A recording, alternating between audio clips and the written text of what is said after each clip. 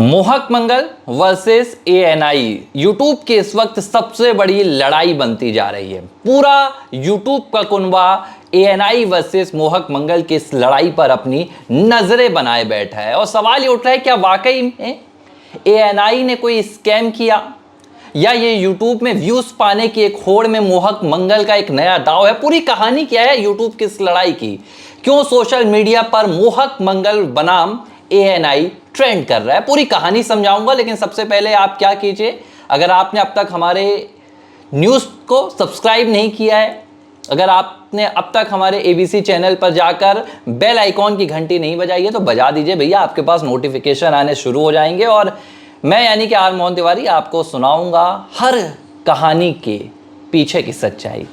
अब मोहक मंगल बनाम एएनआई ये क्या है दोस्तों, एक यूट्यूबर हैं भारत में। यूट्यूब इस वक्त सबसे बड़ा एक बिजनेस बनता जा रहा है। लाखों यहाँ पर जो युवा हैं वो यूट्यूब पर अपना करियर बना रहे हैं और अच्छे खासे पैसे भी कमा रहे हैं। हाल ही में तो एक आंकड़ा भी आया था जिसमें बताया गया कि भाई यूट्यूब ने कितने करोड़ रुपए भारत के युवाओं को दिया है, यानी कि यूट्यूब से युवाओं ने कमाई की है। अब एक यूट्यूबर है मोहक मंगल। मोहक मंगल के करीब 40 से 41 लाख के करीब सब्सक्राइबर हैं और वो अलग अलग विषयों पर, सोशल विषय हों या राजनीतिक विषय हों, इन पर अपने वीडियोस बनाते रहते हैं।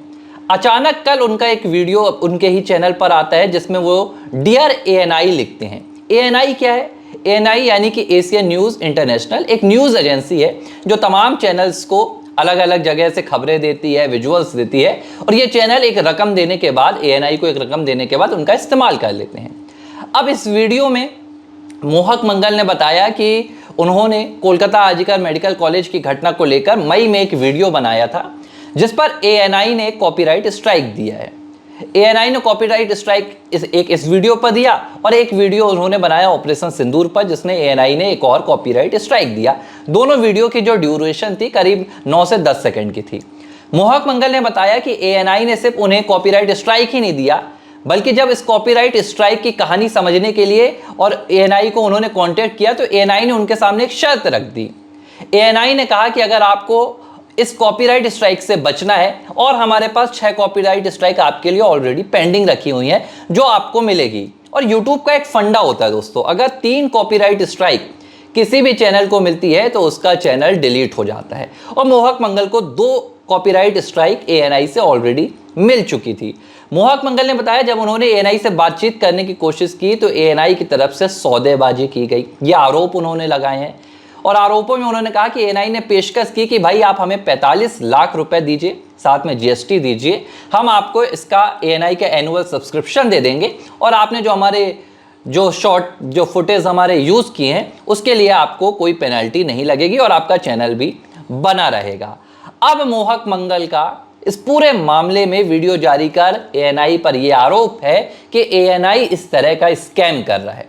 एएनआई अपने व्यूवर्स को या जो भी यूट्यूबर्स हैं अगर उसकी क्लिप कोई यूज़ कर रहा है तो उनके साथ धांधली कर रहा है और चैनल बंद करने की धमकी देने के नाम पर, अपनी कॉपीराइट स्ट्राइक देने के नाम पर कहीं ना कहीं उनसे मोटी रकम वसूल रहा है। अब इस पूरे मामले को लेकर ये जो वीडियो मोहक मंगल का आया है इसमें और भी जो बड़े यूट्यूब क्रिएटर्स हैं उनका सपोर्ट मोहक मंगल को मिलता जा रहा है। जाहिर सी बात है कि यूट्यूबर्स की एक लॉबी होती है और एएनआई एक न्यूज़ एजेंसी है जिसका यूट्यूबर्स के साथ कोई खास लेना देना नहीं है। ऐसे में एक लॉबी बनती जा रही है। अब इस पूरी लड़ाई को सोशल मीडिया पर हर कोई देख रहा है। इस लड़ाई में एक से एक दावे किए जा रहे हैं। अब मोहक मंगल ने कई और भी दावे किए। मोहक मंगल ने कहा कि पहली बात तो यूट्यूब का एक टर्मिनोलॉजी होता है जिसे फेयर यूज़ कहा जाता है। इस फेयर यूज़ में अगर आप कोई सोशल कॉज के लिए कोई क्लिप्स यूज़ करते हैं तो उसमें कॉपीराइट स्ट्राइक नहीं आता है, और अगर कॉपीराइट स्ट्राइक आ भी गया या तो आप उस कॉपीराइट स्ट्राइक होल्डर वाले को उसका रेवेन्यू दे देते हैं या आप वीडियो को डिलीट कर देते हैं। लेकिन मोहक मंगल का कहना है कि एएनआई ऐसा नहीं कर रहा है। एएनआई यहाँ पर चालबाजी कर रहा है, एएनआई लोगों से पैसे वसूल रहा है और एएनआई ना तो उनका वीडियो डिलीट करता है ना उनसे रेवेन्यू लेता है, बल्कि उनके ऊपर अपना एनुअल सब्सक्रिप्शन ठोकता है और इस तरह ज़बरदस्ती उन्हें सब्सक्रिप्शन के नाम पर पैसे वसूले जाते हैं। ये आरोप मोहक मंगल ने लगाया है। अब उन्होंने इसकी बाकायदा एक ऑडियो क्लिप भी शेयर की है अपने इस वीडियो में। उन्होंने बताया कि भाई मेरी टीम के लोगों ने एएनआई से बातचीत की, जिसमें एएनआई के लोगों ने बड़ी बदतमीजी से बात की और उन्होंने कहा कि भैया देखिए, या तो आप हमारा एनुअल सब्सक्रिप्शन लीजिए, नहीं तो हम आपको और भी अभी कॉपीराइट स्ट्राइक देंगे और आपका चैनल तो नहीं बच पाएगा। अब यूट्यूबर्स का कहना है कि ये एक तरह का यूट्यूबर्स के लिए खतरा बढ़ता जा रहा है। अगर उन्होंने कहा कि मैं इस मामले को लेकर चुप रहता और मैं सीधे एएनआई को पैसे दे देता, तो हो सकता है कि एएनआई इसी तरह से और भी लोगों के साथ ज्यादती करे और भी यूट्यूब क्रिएटर्स के साथ मनमानी करे। इसलिए मैंने ये पूरा वीडियो बनाकर सोशल मीडिया पर डाल दिया, अपने यूट्यूब चैनल पर डाल दिया। मोहक मंगल के इस वीडियो को 30 से 35 लाख लोग अब तक देख चुके हैं। नीतीश राजपूत, ध्रुव राठी जैसे जो बड़े यूट्यूबर्स हैं जिनका अच्छा खासा सब्सक्रिप्शन बेस है, वो भी जाकर मोहक मंगल को सपोर्ट कर रहे हैं और एएनआई के खिलाफ कहीं ना कहीं अब एक लॉबी बनती जा रही है। सवाल ये उठ रहा है कि ये लड़ाई किस ओर जा रही है। अब इसे लेकर जो मोहक मंगल है, उन्होंने बाकायदा प्रधानमंत्री ऑफिस जो होता है उसे भी लेटर लिखा है, भारत के सूचना प्रसारण मंत्रालय को भी एक खत लिखा है, जिसमें उन्होंने इस पर कार्रवाई की मांग की है। अब देखिए, कॉपीराइट स्ट्राइक, ये जो तमाम यूट्यूब चैनल्स होते हैं उनके पास अपना एक विशेष तरह का अधिकार क्षेत्र होता है। जैसे सपोज कीजिए कि ये एबीसी हिंदी न्यूज़ का चैनल है और अगर आप मेरी क्लिप अपने चैनल में यूज़ करते हैं तो मेरे पास इसका अधिकार क्षेत्र होता है कि मैं आपको कॉपीराइट स्ट्राइक दूं और आपको या तो मैं वार्निंग दूं कि आप मेरे इस तरह के वीडियो इस्तेमाल मत कीजिए, नहीं तो मुझे कॉपीराइट स्ट्राइक देना होगा और आपका चैनल बंद हो जाएगा। तो इस तरह की चीज़ें चलती रहती हैं यूट्यूब पर। लेकिन ये जो मोहक मंगल बनाम एएनआई की लड़ाई है, ये पूरी तरह से अलग है। देखिए, कॉपीराइट स्ट्राइक के कई बड़े मामले निकलकर सामने आते रहते हैं, जहां पर बड़े बड़े यूट्यूबर्स को कई बार कॉपीराइट स्ट्राइक मिल जाता है और उनका चैनल बंद होने की कगार पर आ जाता है, लेकिन बातचीत के जरिए हल निकल जाता है। लेकिन मोहक मंगल का जो आरोप है एएनआई पर, वो यही है कि एएनआई किसी तरह की बातचीत नहीं कर रहा है। एएनआई जानबूझकर यूट्यूबर्स को फंसा रहा है और उनसे एनुअल सब्सक्रिप्शन के नाम पर एक मोटी रकम वसूल रहा है, जिसे साफ तौर पर एक डिजिटल वसूली का नाम मोहक मंगल ने दिया है। अब इस पर एएनआई की कोई प्रतिक्रिया सामने नहीं आई है, ना ही एएनआई ने इस मसले पर अभी तक किसी को एड्रेस किया है, लेकिन तमाम यूट्यूबर्स इस मसले को लेकर एएनआई को घेर रहे हैं। यूट्यूबर्स का कहना है कि भाई एएनआई पर कार्रवाई की जाए, इस मामले की जांच की जाए और देखा जाए क्या वाकई में एएनआई तमाम यूट्यूबर्स के साथ किसी तरह से ये पूरा एक्सटॉर्शन का खेल चला रहा है। इसमें मोहक मंगल ने दावा किया कि उन्होंने कई क्रिएटर से बातचीत भी की है, जिसके साथ एएनआई ने ऐसा किया है। एएनआई ने कई यूट्यूबर्स को पहले स्ट्राइक दी है, फिर उनके साथ 20 लाख का एनुअल सब्सक्रिप्शन का कोई करार किया है और उनसे पैसों की वसूली की है। और उन्होंने कहा कि मोहक मंगल के साथ भी यही करने की कोशिश की गई। मोहक मंगल ने इस वीडियो में अपनी कहानी भी बताई कि कैसे उनके पिता ने संघर्ष किया था और संघर्ष के बाद मोहक मंगल आज 30 साल बाद एक बार फिर से संघर्ष कर रहे हैं। अब इस पूरी कहानी को लेकर सोशल मीडिया पर, खासतौर पर यूट्यूब पर कई लोग चर्चा कर रहे हैं।